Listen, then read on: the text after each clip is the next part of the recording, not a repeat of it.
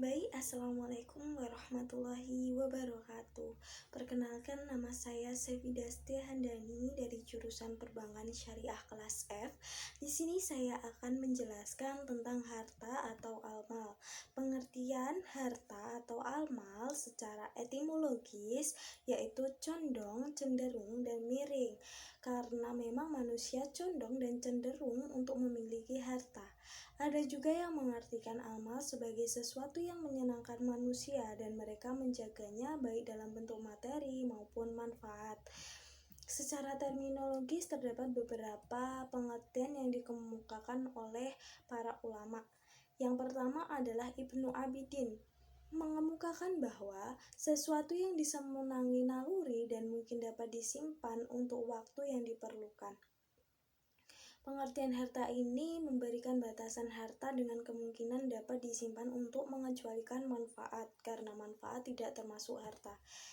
Ibnu Najim Al-Hanafi memberikan penjelasan tentang harta. Beliau mengatakan, sebagaimana yang telah diriwayatkan dari Muhammad, bahwa harta adalah setiap yang dimiliki seseorang dari emas, perak, mata, benda, hewan, dan lain-lain. Hanya saja menurut pandangan adat kebiasaan kami yang dinamakan harta adalah uang dan barang-barang. Definisi Ibnu Najim ini mempertegas bahwa harta menurut mazhab Hanafi hanya pada sesuatu yang berwujud dan dapat disimpan. Sehingga sesuatu yang tidak berwujud dan tidak dapat disimpan tidak disebut dengan harta. Menurut Ibnu Ali Al-Hanafi mendefinisikan harta sebagai berikut. Yang disebut dengan harta adalah sesuatu yang manusia cenderung kepadanya dan mungkin disimpan untuk digunakan pada waktu yang dibutuhkan. Menurut Imam Syafi'i mendefinisikan harta sebagai berikut. Tidak dinamakan dengan harta kecuali jika memiliki nilai yang bisa diperjualbelikan dan jika seseorang merusaknya, maka ia menggantikan nilai harta tersebut, sekalipun sedikit. Dan setiap yang tidak ditinggalkan oleh manusia dari harta mereka seperti uang yang semisalnya. Kedua, setiap yang bermanfaat dimiliki dan halal harganya seperti rumah sewa dan semakna dengannya yang dihalalkan upahnya. Menurut definisi Imam Syafi'i tersebut, harta adalah sesuatu yang bernilai atau mempunyai nilai, dapat diperjualbelikan dan memiliki konsekuensi bagi yang merusaknya, yaitu dengan mengganti atau menanggung seharga harta yang dirusaknya. Dari definisi di atas terdapat perbedaan esensi harta yang dikemukakan jumhur ulama dengan ulama Hanafiyah. Menurut jumhur ulama, harta itu tidak hanya bersifat materi, melainkan juga termasuk manfaat dari suatu benda. Akan tetapi, ulama Hanafiyah berpendapat bahwa dimaksud dengan harta itu hanyalah yang bersifat materi, sedangkan manfaat termasuk di dalam pengertian milik. Harta mempunyai status yang sangat urgent dalam kehidupan insan. Hartalah yang dapat bisa menunjang segala kegiatan insan termasuk untuk memenuhi kebutuhan pokok insan, papan, sandang, dan pangan. Dalam ulasan ini dapat dikemukakan fungsi harta antara lain. 1. Berfungsi untuk menyempurnakan pengalaman ibadah atau maddah, sebab untuk ibadah membutuhkan finansial seperti naik haji, umroh, dan lain-lain. Untuk menambahkan keimanan, ketakwaan kepada Allah, sebab kemiskinan cenderung mendekatkan diri kepada kemusyrikan. Maka yang mempunyai harta untuk meningkatkan ketakwaan keimanan itu, untuk melanjutkan dan memperbaiki kehidupan dari satu periode ke periode berikutnya atau regenerasi, memperbaiki generasi yang berkualitas dan bernilai untuk mengintegrasi kehidupan duniawi dan ukhrawi. untuk mengembangkan ilmu sebab menunjukkan ilmu tanpa modal akan sulit dan kesusahan. Harta ialah sarana mobilitas roda kehidupan untuk menumbuhkan interaksi antar pribadi sebab ada perbedaan dalam kebutuhan bersosial dan bermasyarakat ataupun yang lainnya.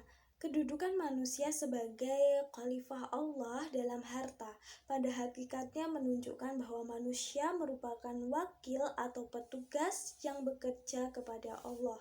Oleh karena itu, menjadi kewajiban manusia sebagai khalifah Allah untuk menegaskan terikat dan perintah-perintah dan ajaran-ajaran Allah tentang harta. Inilah landasan syariat yang mengatur harta dan kepemilikan. Kesemuanya harus sesuai dengan aturan yang memiliki harta tersebut, yaitu Allah. Menurut fuqaha, harta dapat diklarifikasikan berdasarkan aspek kebolehan memanfaatkannya dari segi jenisnya, dari segi pemanfaatannya, dari segi ada tidaknya harta, jenis di pasaran, dari status harta, dari segi boleh dibagi atau tidak, dari segi berkembang tidaknya harta, dan dari segi pemiliknya. Aspek kebolehan memanfaatkannya. Menurut syara, harta dibagi menjadi harta mutaqawwi'in dan ghairu mutaqawwi'in. Harta mutaqawwi'in yaitu harta yang memiliki manfaat nilai baik secara ekonomis maupun secara syar'i. Harta yang termasuk mutaqawwi'in yaitu semua harta yang boleh diambil manfaatnya, baik dilihat dari segi jenisnya, cara memperolehnya, maupun penggunaannya. Misalnya, daging sapi halal dimakan umat Islam, tetapi jika cara menyembelihnya tidak sah menurut syar'i, maka daging sapi tersebut tidak bisa dimanfaatkan atau diperbolehkan makan. Harta ghairu mutaqawwi'in yaitu harta yang tidak memiliki nilai secara syar'i. Meskipun secara ekonomis memiliki nilai, harta yang termasuk ghairu mutaqawwi'in yaitu sesuatu yang tidak boleh dimanfaatkan menurut ketentuan syara. Misalnya sepeda motor yang diperoleh dengan cara mencuri. Umat Islam tidak boleh menjadikan harta ghairu mutaqawwi'in sebagai objek transaksi. Dari segi ada tidaknya harta tersebut. Dalam hal ini, harta dibedakan menjadi harta mutli dan khimi. Harta misli yaitu harta yang banyak jenisnya di pasaran. Harta ini dapat ditimbang, dihitung, atau ditakar. Misalnya gandum, beras, pempek di pasar Palembang.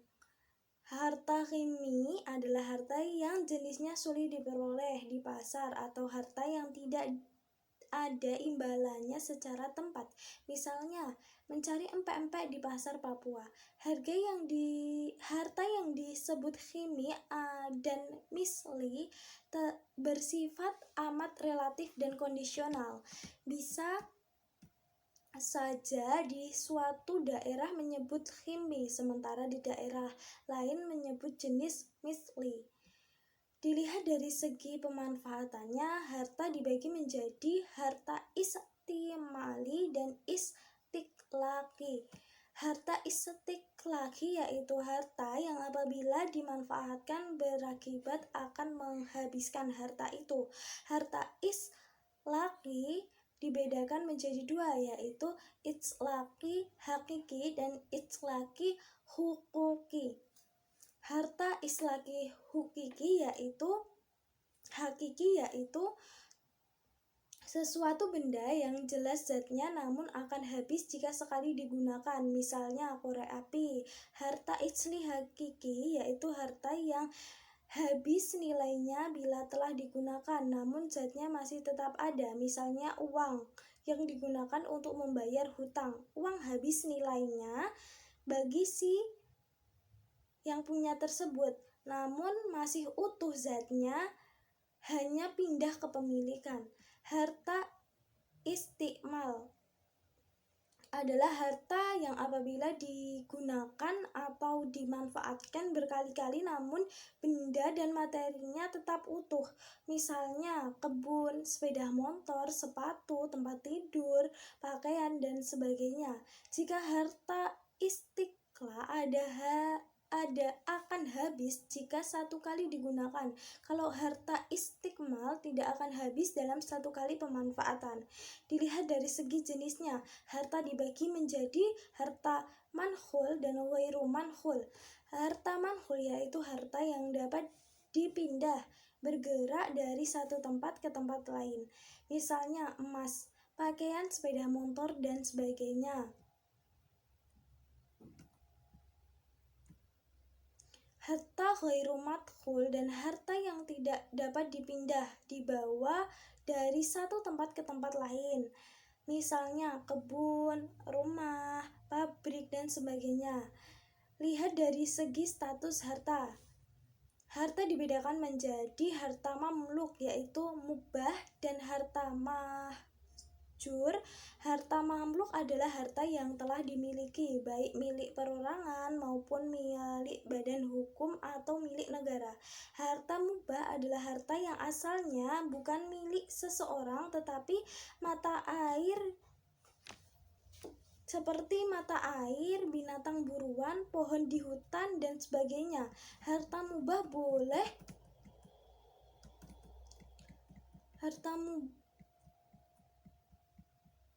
mubah itu